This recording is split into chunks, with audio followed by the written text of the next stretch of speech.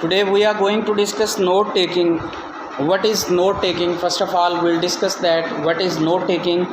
Note taking is the systematic practice of writing down or otherwise recording key points of information. Making notes of a lecture meeting helps us to focus on the content and remember it. The more we make notes, the easier it becomes. Taking lecture notes is widely accepted as a useful strategy for augmenting student attention and retention of academic discourse. During lecture or during session or during spoken perspective, just when you are going to write down the things on your page, either it is being spoken, either it is being delivered, either it is being written on the whiteboard.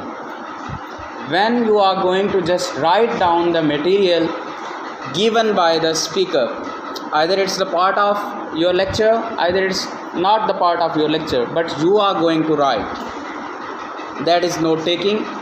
इसमें मुख्तलिफ़ किस्म के aspect शामिल हो सकते हैं कि आप किसी भी किस्म की मालूमात जब लिखते हैं जो आपका स्पीकर आपको देना चाह रहा है, वो आपकी नोट टेकिंग का हिस्सा बनती है। इसके ऊपर हम पहले भी बात कर चुके हैं, लेकिन माइनर हमने बात की थी, मेजर इश्यूज़ और मेजर इसके हवाले से हमने बात नहीं की थी कि क्या क्या इसमें चीज़ें आती हैं। इसमें एक बात कह रहा है, कहता है the more we make notes the easier it becomes. हम जितने ज़्यादा नोट्स बनाते हैं, हम जितनी ज़्यादा चीज़ें लिखते हैं, वो चीज़ उतनी ज़्यादा आसान हो जाती है। हमने राइटिंग में ही इस चीज़ के ऊपर बात की थी और मेरे ख़्याल में हमने अच्छा लिसनर जो बनता है वो भी इसके ऊपर भी हमने बात की थी कि वो नोट टेकिंग जितनी ज़्यादा करेगा वो उतना अच्छा क्या बन सकेगा, लिसनर बन सकेगा। The technique of note taking can be a challenging and exciting part of any meeting, whether in the classroom or meeting place.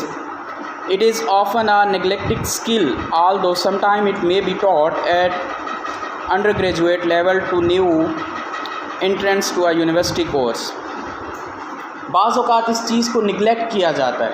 Under programme के अंदर ये चीज़ काफ़ी हद तक निगलेक्ट कर दी जाती है। आप जैसा कि पढ़ रहे हैं, आप ज़्यादातर जितने अरसे से मैं आप लोगों को पढ़ा रहा हूँ, मैंने नोट किया है कि आप में से कम 2 या 3 स्टूडेंट्स को मैं देखता हूँ जो सिर्फ नोट टेकिंग कर रहे होते हैं। बाकी सारे क्या कर रहे होते हैं, नोट टेकिंग नहीं कर रहे होते हैं। Because the thing is that कि इसकी इम्पोर्टेंस ही नहीं बताएगी कि how much it is compulsory. So बच्चे, keep in your mind that is very fundamental element of your writing for your memorisation. आप जितना ज़्यादा चीज़ों को राइट डाउन करेंगे, आपकी मेमोरी भी तेज़ होगी। ठीक है, मेमोरी तेज़ होने के साथ साथ आपकी चीज़ों को याद करने की एबिलिटी भी बढ़ेगी और आपका जो बोलने वाला पर्सपेक्टिव है वो भी ज़्यादा अच्छा हो जाएगा। सो उस दिन भी हम बात कर रहे थे कि आपकी जो क्या कहते हैं उसको, लिसनिंग है वो इंटरमिंगल्ड है किसके साथ, स्पोकन के साथ। इसी तरह आपकी जो राइटिंग है वो भी कहीं ना कहीं स्पोकन के साथ जाके मिलती है, ज़्यादातर रीडिंग के साथ मिलती है। जितना अच्छा आप लिखेंगे चीज़ों को, उतना अच्छा आप चीज़ों को पढ़ भी सकते हैं। बात की समझ आ रही है ना? So that is very compulsory element. और इसमें हमने जो उस दिन बात की थी, उसने हमने नोट टेकिंग को भी देखा था। तो आज हम उसके ऊपर क्या कर रहे हैं, डिटेल में बात कर रहे हैं कि नोट टेकिंग है क्या, इसके क्या एडवांटेजेस हैं, इसके क्या पर्पसेस हैं, क्यों की जाती है, कहाँ की जाती है, किस लेवल के ऊपर की जाती है, ये हम आज बात कर रहे हैं। Even though student at secondary level may not be introduced formally to the skill of note taking efficiently, note taking is an important element for all further and continuing education. It is indeed a basic skill for life. बड़ी important बात की है उसने, that is the skill for life. आपकी पूरी ज़िंदगी के लिए ये स्किल आपकी साबित हो सकती है अगर आप इसको क्या करें, अडॉप्ट करें। और ये आपके लिए क्या साबित हो सकती है, फ्रूटफुल साबित हो सकती है। It depends upon the adopting, how you are going to adopt it, how you are thinking about it, on which level you are working there. These are the thing कि आप इसको लेते कितना इम्पोर्टेंस, कितना पेन लेके इस चीज़ को आप समझते हैं।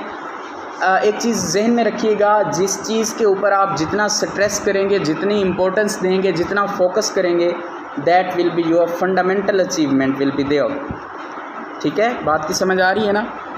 Note taking should not be seen as an end in itself, but rather as an aid to learning, memory and recall. For this reason, the student should not try to write notes in such a polished form that they become another textbook. Ideally, notes should be kept concise and brief enough for the students to see the structure of what he is learning. It should always be remembered that the act of making notes is itself part of learning and understanding process. कहता है कि ये जो note taking का process है, ये बजाते खुद एक इंसान को चीज़ें सिखाने का अमल है। इंसान इससे चीज़ें समझता भी है और सीखता भी है। That is the process of learning. Basically आप जब भी चीज़ों को लिखेंगे तो वो चीज़ें लिखने के ज़ुमरे में जब भी आएंगी तो वो आपकी लर्निंग का पार्ट बन रही होंगी, वो आपकी मेमोरी का पार्ट बन रही होंगी। राइटिंग के ऊपर हम डिटेल में बात पहले कर चुके हैं। The purpose of note taking, अब हम देखेंगे कि इसके पर्पज़ क्या क्या हैं। Why it is being done, इसको क्यों किया जाता है और ये क्यों वकूअ पज़ीर होती है। नोट टेकिंग के पर्पज़ क्या हैं? The purpose of making notes is, सबसे पहला जो इसका पर्पज़ है देखते हैं, to help make sense of what has been heard और read.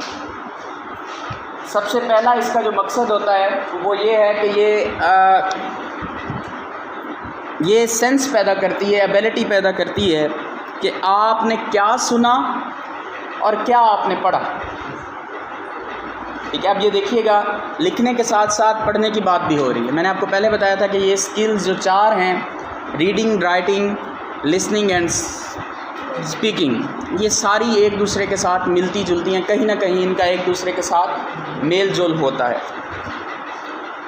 To create a personal record which can be use for revision, और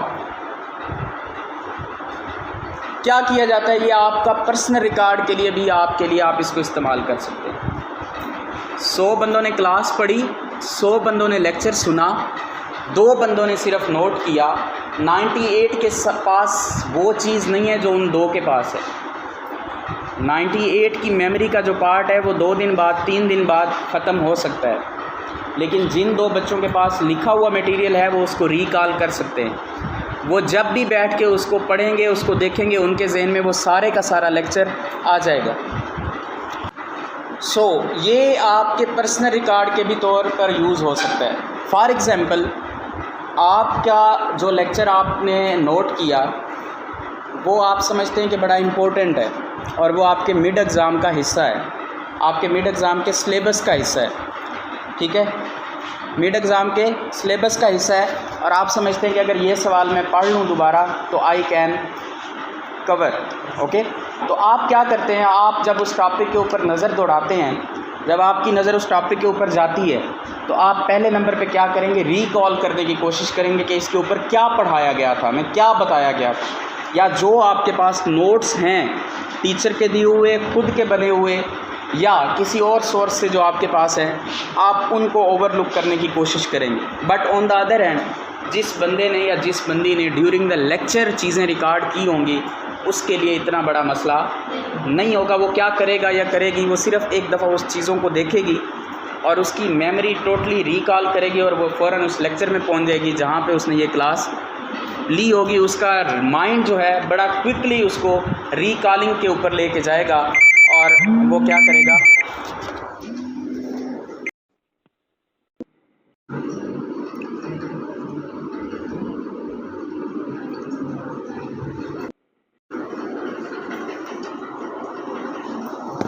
ओके जी, हम बात कर रहे थे कि ये पर्सनल रिकॉर्ड के लिए भी क्या होता है, यूज़ होता है।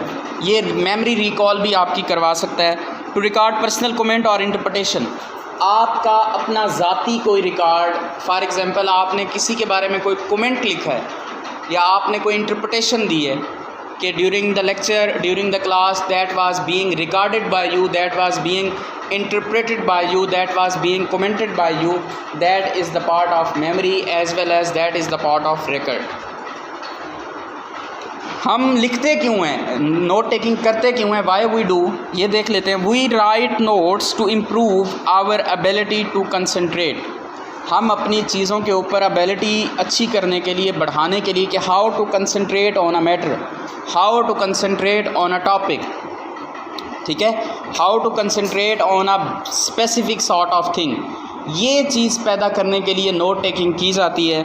टू एड मेमोरी, आपकी मेमोरी को तेज़ करने के लिए, आपकी मेमोरी को रिकॉल करने के लिए, बढ़ाने के लिए ये क्या किया जाता है, इसका इस्तेमाल किया जाता है. टू क्लैरिफाई आवर थाट्स, हमारे जो ख्यालात होते हैं उनको क्लैरिफाई करने के लिए इस्तेमाल किया जाता है. And to use on a subsequent occasion, बाज़ औक़ात किसी मुनासिब मौके की नौइयत के हिसाब से क्या किया जाता है, इसको इस्तेमाल भी किया जा सकता है. To make us aware of various communication aspect, हमें कम्युनिकेशन जो हम करते हैं एक दूसरे के साथ, उसके हवाले से भी बहुत सारे एस्पेक्ट क्या होते हैं इसमें क्लियर हो जाते हैं.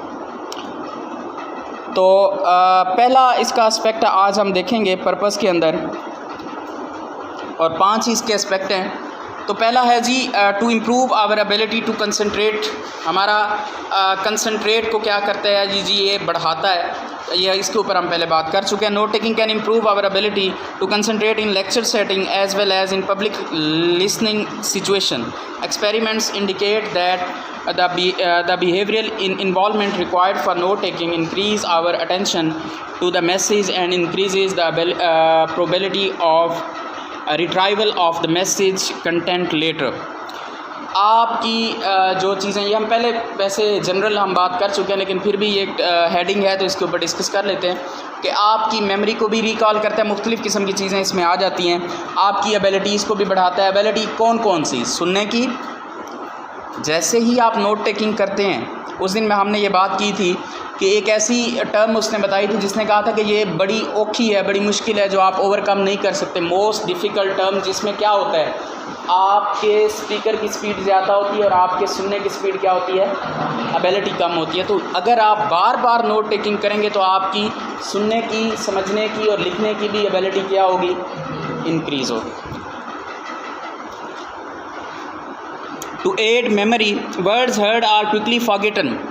आप बाज़ औक़ात जो आपको बातें की जाती हैं या लिखी जाती हैं वो आप क्या कर लेते हैं, भूल जाते हैं. बाज़ औक़ात ऐसा होता है